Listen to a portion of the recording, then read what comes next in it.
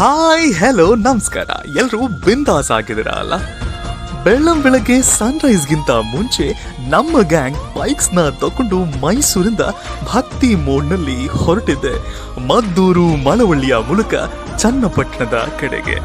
ಇವತ್ತಿನ ನಮ್ಮ ದೈವಿಕ ಪ್ರಯಾಣ ಇದ್ದದ್ದು ಚನ್ನಪಟ್ಟಣದಿಂದ ಸುಮಾರು 20 ಕಿಲೋಮೀಟರ್ಗಳ ದೂರದಲ್ಲಿ ಇರುವಂತಹ ಶಕ್ತಿ ದೇವಿಯ ರೂಪವಾದ ತಾಯಿ ಶ್ರೀ ಚಾಮುಂಡೇಶ್ವರಿಯ ಸನ್ನಿಧಿಯಾದಂತಹ ಗೌಡಗೆರೆ ಕ್ಷೇತ್ರಕ್ಕೆ.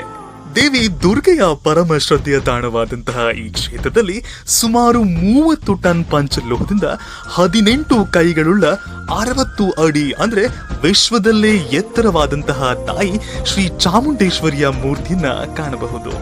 ವೀಕ್ ಡೇಯ ಅರ್ಲಿ ಮಾರ್ನಿಂಗ್ ಆದ್ರಿಂದ ಅಷ್ಟೇನು ಹ್ಯೂಜ್ ಕ್ರೌಡ್ ನ ಸಮಸ್ಯೆಯನ್ನ ಫೇಸ್ ಮಾಡದೆ ತಾಯಿಯ ದರ್ಶನ ಅಂತೂ ತುಂಬಾ ಚೆನ್ನಾಗಾಯ್ತು.